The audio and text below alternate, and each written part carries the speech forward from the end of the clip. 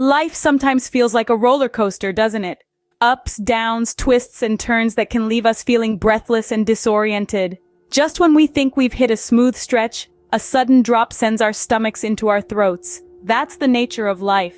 It's unpredictable, filled with challenges that test our strength and resilience. Each of us, without exception, faces struggles and difficulties. These trials, big or small, shape our existence, molding us into the individuals we are today. They are part of our journey, part of the human experience. But let's be honest, some of us are on a roller coaster that seems a bit more intense, more turbulent. For those of us whose mental well-being is at risk, life's challenges can be particularly hard. The highs might feel higher, the lows lower, the twists may seem more confusing, the turns more disorienting.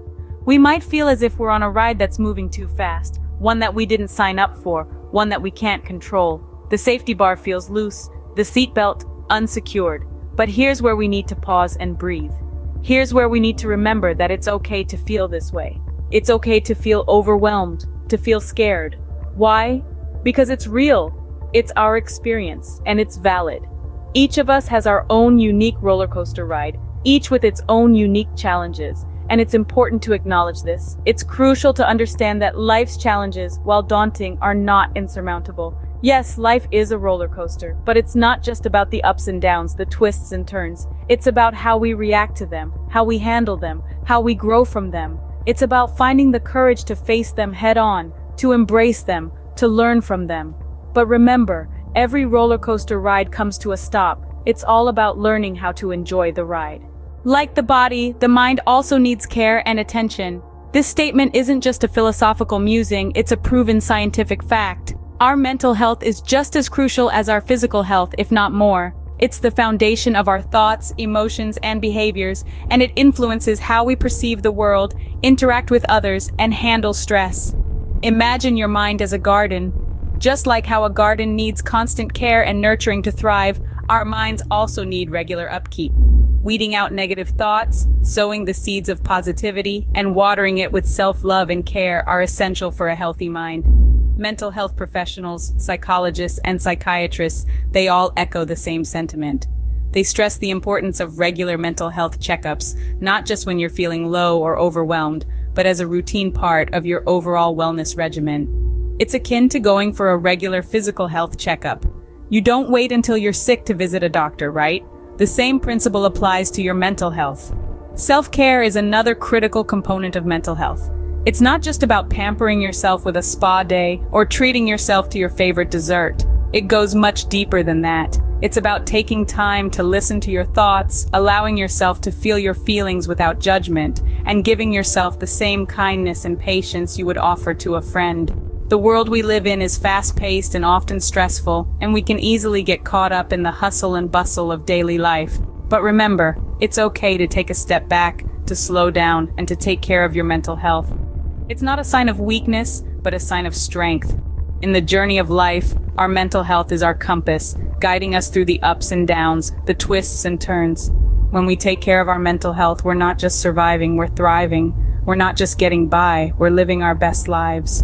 Just as we take care of our bodies, we must also tend to our minds. So let's nurture our minds, let's prioritize our mental health, and let's flourish, not just physically, but mentally as well. Knowing when to ask for help is the first step towards healing. Recognizing the signs of mental health struggles is a crucial skill we all need to equip ourselves with. Let's delve into some of these signs. First, we have changes in mood. You may notice significant shifts like feeling unusually sad, anxious, or angry. These emotional fluctuations can feel like a roller coaster ride that you didn't sign up for. Next, take note of changes in sleep. This could be sleeping too much or not enough. Insomnia or waking up in the middle of the night could be your body's way of signaling distress. On the flip side, sleeping excessively can also be a red flag. Let's talk about appetite. Changes in eating habits can be another sign. You might be eating too much or too little. You may also start craving foods you normally wouldn't, or lose interest in your favorite meals. Then, there's energy level. Feeling excessively tired or having little to no energy can be a sign of mental health struggles. If you find it hard to do things you normally would, or if you're feeling constantly drained, it's time to pay attention. It's important to remember that these signs are not definitive proof of a mental health issue. We all have off days, and that's okay. But when these signs persist over a long period or significantly interfere with your life, it's a signal that you might need some help. There's no shame in that. We all need help sometimes. It's part of being human, and seeking help is not a sign of weakness. In fact, it's one of the bravest things you can do. So if you've been noticing these signs in your life, don't ignore them. Reach out to someone you trust. Talk about what you're going through. Remember, it's okay to ask for help. Life is about resilience and adaptation. It's about understanding that we as humans are inherently capable of change, growth, and resilience. And one of the most effective ways to tap into this resilience is through implementing coping strategies in our daily lives. One such strategy is mindfulness. Mindfulness is about being present, about fully immersing ourselves in the here and now, rather than dwelling on the past or fretting about the future. It's about acknowledging our feelings, whatever they may be, without judgment or criticism. It's about accepting our experiences as they are, rather than how we wish they were. This can be achieved through simple activities like meditation, deep breathing, or even just taking a moment to observe the world around us. Exercise is another powerful coping strategy. Physical activity can help reduce feelings of anxiety, boost our mood, and enhance our overall sense of well-being. It doesn't have to be anything strenuous or time-consuming. Even a simple walk around the block can do wonders for our mental health.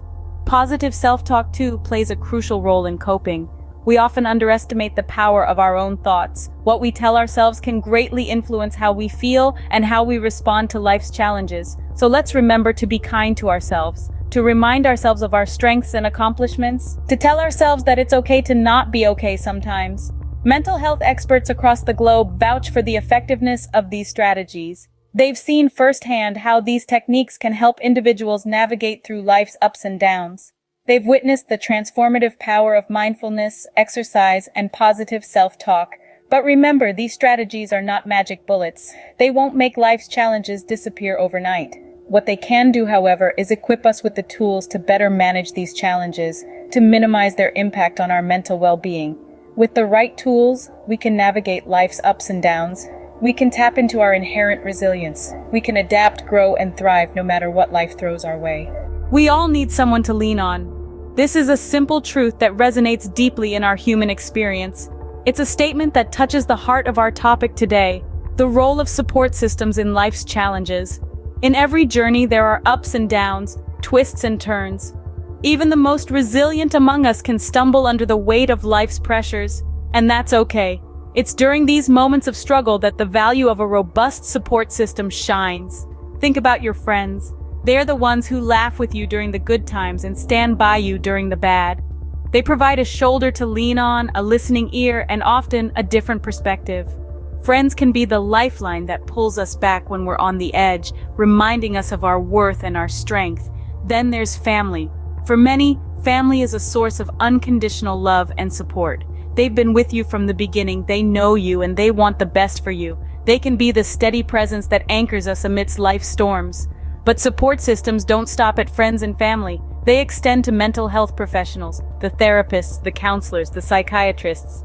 These individuals are trained to guide us through our mental struggles. They provide us with tools to cope, strategies to manage stress, and therapies to heal. Reaching out to these support systems when you're struggling isn't a sign of weakness. On the contrary, it's a sign of strength. It takes courage to admit that you're not okay, and it takes even more courage to seek help. So let's not underestimate the power of support systems. Let's not brush off the importance of having someone to lean on. Instead, let's embrace these networks of support. Let's reach out to them, confide in them, and let them help us navigate the rough seas of life. If there's one thing you should take away from this discussion, it's this. Remember, you're never alone. Stigma is like a wall that keeps us from reaching out. Stigma can be a formidable barrier. It's a societal shadow that looms over mental health, often preventing individuals from seeking the help they need. It's born from misconceptions, misinformation, and often fear, but it's essential to remember that this wall of stigma is not insurmountable. In the world of mental health, stigma can appear in many forms. It may be a friend who dismisses your struggles as just a phase. It could be a family member who insists that real strength means handling things on your own. It might even be the voice in your own head, whispering that asking for help is a sign of weakness. But these are misconceptions, not truths. Mental health experts agree that overcoming stigma starts with education. The more we learn about mental health, the better equipped we are to dispel the myths that fuel stigma. By seeking out reliable sources of information, we can arm ourselves with knowledge and use it to break down this wall. Another crucial step is open conversation. Talking about mental health can feel uncomfortable, but it's one of the most effective ways to challenge stigma. Sharing our experiences can help to normalize mental health struggles, showing others that it's okay not to be okay.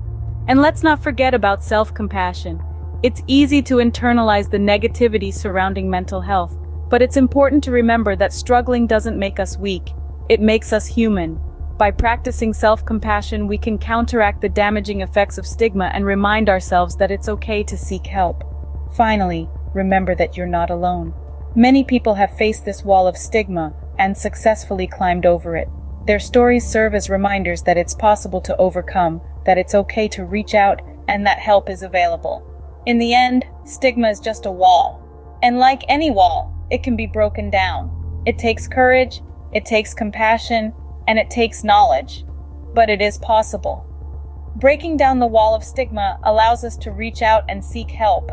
Sometimes, we need a helping hand to guide us. There are moments when life's challenges seem too overwhelming, and the weight of the world feels too heavy to bear alone.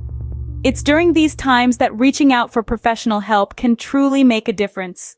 Mental health professionals are trained to help us navigate through our struggles.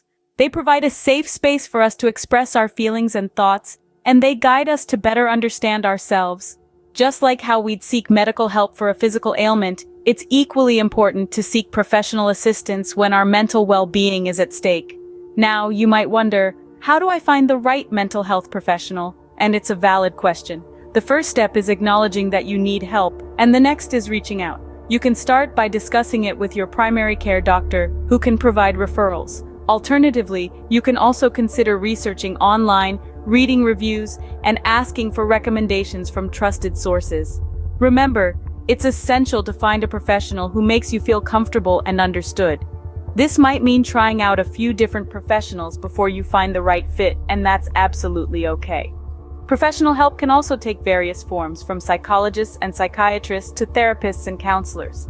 Each professional has their own approach and specialty, so it's important to find the one that best suits your individual needs. Moreover, it's vital to remember that seeking professional help isn't a quick fix. It's a journey, a process of understanding, healing, and growth. It may be challenging at times, but with the right professional by your side, it's a journey worth taking.